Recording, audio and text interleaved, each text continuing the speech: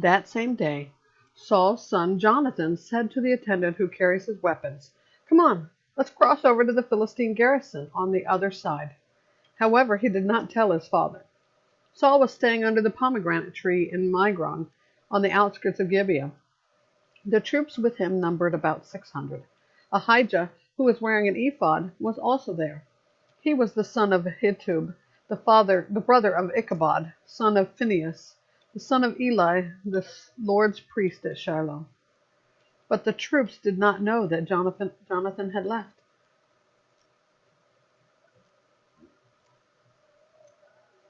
There were sharp columns of rock on both sides of the pass that Jonathan intended to cross to reach the Philistine garrison. One was named Bozez and the other Seneh. One stood to the north in front of Michmash, and the other to the south in front of Geba. Jonathan said to the attendant who carried his weapons, "Come on, let's cross over to the garrison of these uncircumcised men. Perhaps the Lord will help us.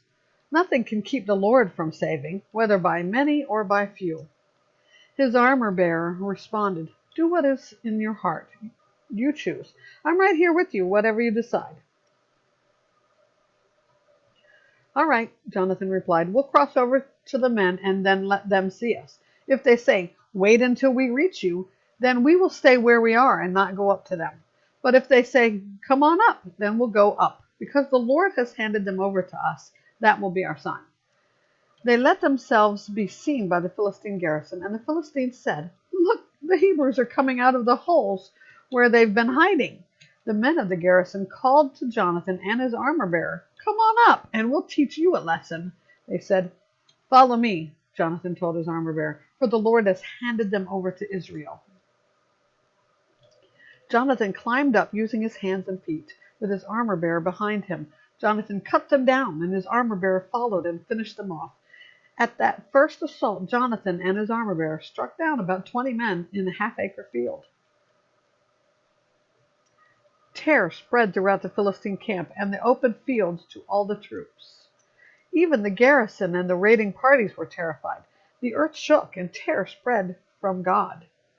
When Saul's watchmen in Gibeah of Benjamin looked, they saw the panicking troops scattering in every direction. So Saul said to the troops with him, "Call the roll and determine who has left us." They called the roll and saw that Jonathan and his armor-bearer were gone. Saul told Ahijah, "Bring the ark of God," for it was with the Israelites at the time. When Saul spoke to the priest, the panic in the Philistine camp increased intensity. So Saul said to the priest, "Stop what you are doing."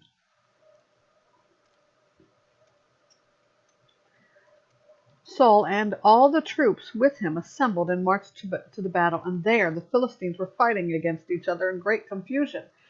There were Hebrews from the area who had gone earlier into the camp to join the Philistines, but even they joined the Israelites who were with Saul and Jonathan. When all the Israelite men who had been hiding in the hill country of Ephraim heard that the Philistines were fleeing, they also joined Saul and Jonathan in the battle. So the Lord saved Israel that day. The battle extended beyond Bethaven, and the men of Israel were worn out that day, for Saul had placed the troops under an oath. "The man who eats food before evening, before I have taken vengeance on my enemies, is cursed." So none of the troops tasted any food. Everyone went into the forest, and there was honey on the ground.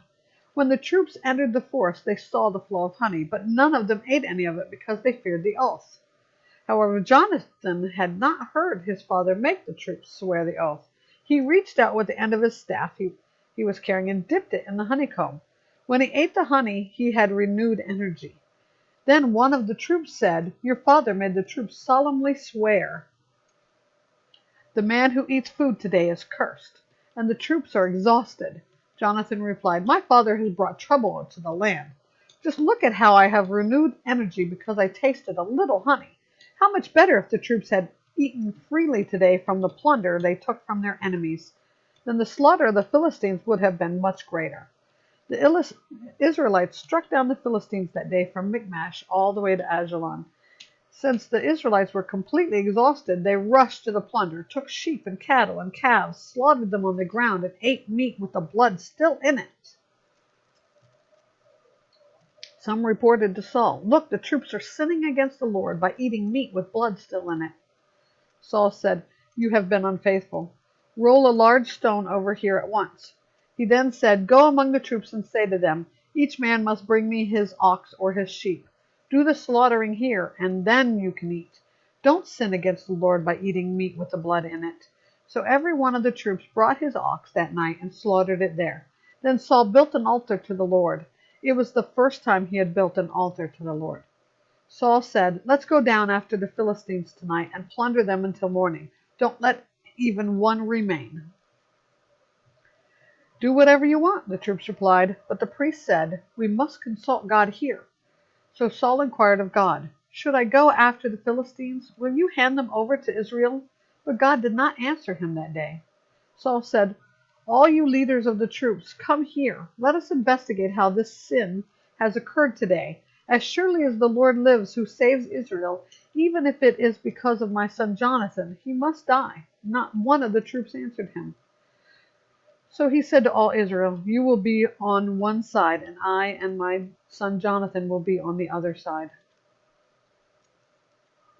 And the troops replied, "Do whatever you want." So Saul said to the Lord, "God of Israel, give us the right decision." Jonathan and Saul were selected, and the troops were cleared of the charge. Then Saul said, "Cast a lot between me and my son Jonathan." And Jonathan was selected.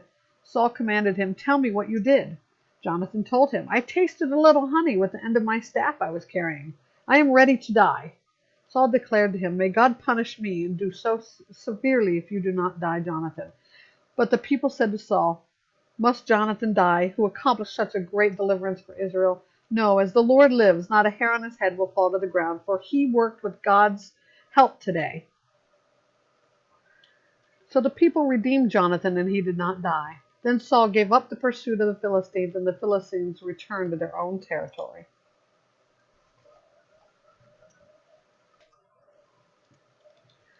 When Saul assumed the kingship over Israel, he fought against all his enemies in every direction, against Moab, the Ammonites, Edom, the kings of Zobah, and the Philistines. Wherever he turned, he caused havoc. He fought bravely, defeated the Amalekites, and delivered Israel from the hand of those who plundered them. Saul's sons were Jonathan, Ishvi, and Malchishua. The names of his two daughters were Merab, his firstborn, and Michal, the younger. The name of Saul's wife was Ahinoam, daughter of Ahimaaz. The name of the commander of his army was Abner, son of Saul's uncle Ner. Saul's father was Kish. Abner's father was Ner, son of Abiel. The conflict with the Philistines was fierce all of Saul's days. So whenever Saul noticed any strong or brave man, he enlisted him.